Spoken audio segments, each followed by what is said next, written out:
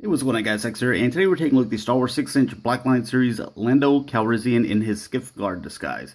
Alright, so giving you guys a little 360 of him. Comes with a figure, comes with a weapon, and his helmet. All of it has a nice black wash, or like a kind of a dry brush to it. You can kind of see here, we'll take a little bit closer look as well, but instead of just a light brown, you can see that dark wash with a darker brown going with it. Also here on the helmet, where it was a lighter brown, but they put a darker brown wash to it. So I like that a lot. And also here at the front, so you can kind of see it already showing up without me kind of zooming into it. So just really cool, and I like the way these little armor pieces look. Kind of, you can see like the little dents in them, some of the black wash on top of it, so it looks really nice. And then also the fact that they just didn't paint this white, that it actually has kind of a darkness over it, where it makes it actually look like it's bone. So I think that's pretty cool as well. Not to mention that this is a fantastic looking face. This made one of my top 15 figures of 2018. Basically, you know, I like the whole setup here, but this face printing technology that they're working with now, that looks exactly like Billy D. Williams, who played Lando, and that is amazing. I like it. Look, even the mustache looks legit.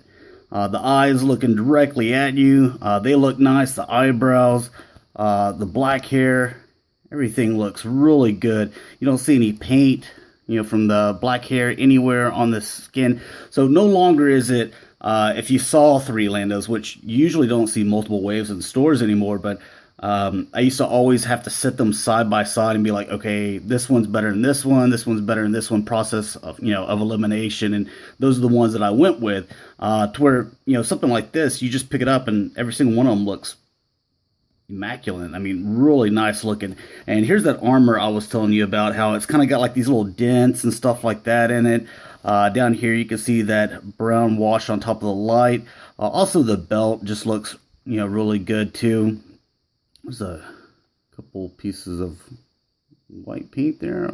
Oh, okay. So just, there we go. Get those off. I don't know where this came from. But anyways, again with the armor, everything looks really nice there. You can see again with that wash again. So, and here on the gauntlets, looks really nice. The boots, you can see that this looks a little bit cleaner on this one. This one kind of looks a little bit smeared.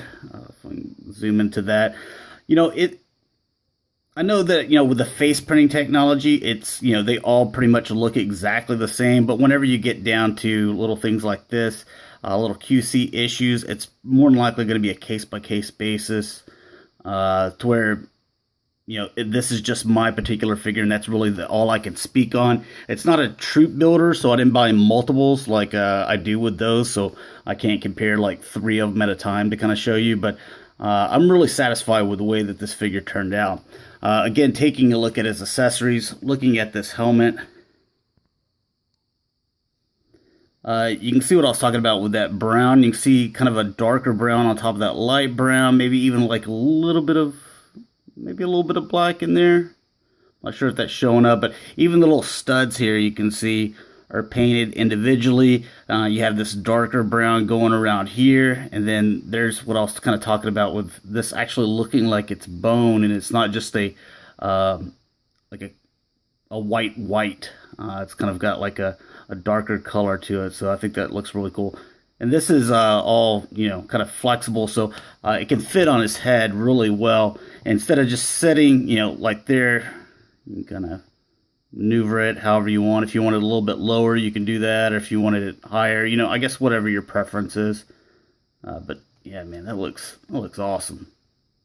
It's such a good face. I hate to cover it up with the helmet, but I mean, this is, you know, this also looks great. So as far as the weapon goes, you know, it's accurate. It is this kind of darker gray, but it's got like a little bit of silver paint, if you can see right there and here along the edge. Same thing over here. So I like that they added just a little bit to it. It's not just all plain gray and that molded plastic, but as far as the design of it, looks really cool. So As far as articulation, we'll go ahead and do that real quick. It's the same, on all the figures, but he can look up and down, side to side, rotate. So I believe with the technology they're using now is it's a ball joint on top of a ball joint.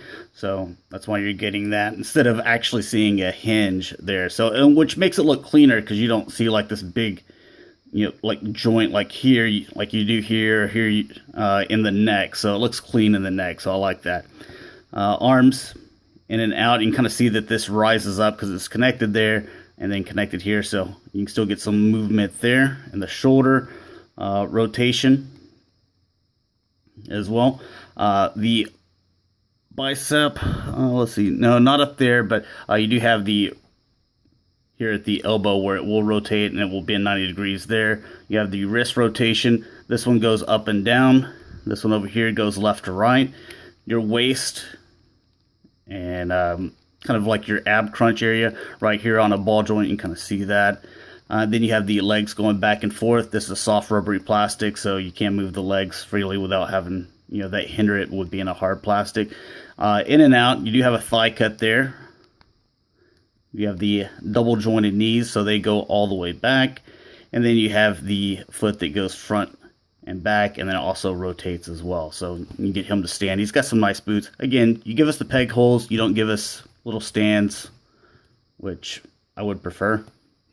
But anyways, that's a look at the Skiff Guard Lando, and yeah, you can kind of see, hopefully, why this guy made it into my top 15. And I love all my little Star Wars 6-inch figures, I could do a list on just the great best ones of every year, the best ones from different eras.